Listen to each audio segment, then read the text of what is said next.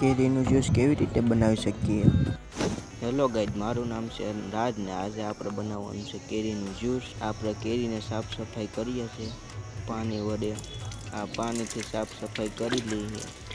તમે આવી ગયા છે કાનૂન ઓફિશિયલ 45 ઉપર ચેનલ ઉપર ને આ ચેનલને સબસ્ક્રાઈબ કરો.